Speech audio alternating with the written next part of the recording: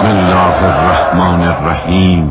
تعریف اس خدا کی جس نے اسلام کو صراط مستقیم بنا کر ہماری بخشش کا ذریعہ بنایا، علوم کے چشموں سے تشنگان علم و معرفت کو سیراب کیا اور دین کو پائیدار مستحکم بنایا تاکہ کوئی اس پر غالب نہ آئے اور نہ ہی اس دین پر حملہ کر سکے۔ بھائیوں، جان لو، معرفت خدا کے لیے ہمارے پاس ایک ہی راستہ ہے اور وہ مختصر اور سیدھا راستہ ہے۔ جو بھی اس راہ پر گامزن رہا منزل تک پہنچا اور کامیاب رہا، جس نے بھی اس راہ سے روگردانی کی وہ گمراہ ہوا، عاقبت میں ندامت اور پشیمانی کے سوا اس کے ہاتھ کچھ نہ آئے گا۔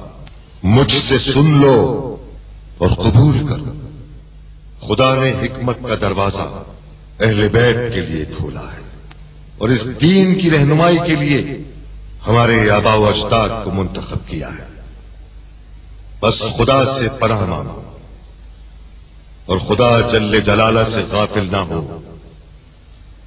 میں نے اپنے بابا سے، انہوں نے اپنے پدر بزرگوار سے، اور اسی طرح میرے جد امیر المومنین علی ابن ابی طالب نے محمد مصطفیٰ کہ جن پر اللہ کا درود و سلام ہو سے نقل کیا ہے کہ آپ نے فرمایا، ایک دن جبرائیل امین نے آپ سے سرگوشی کرتے ہوئے ان کلمات کو بیان فرمایا کہ خدا فرماتا ہے کہ کلمہ لا الہ الا اللہ میرا پائیدار قلعہ ہے، جو بھی اس قلعے میں داخل ہوا اس نے اللہ کے عذاب سے امان حاصل کیا۔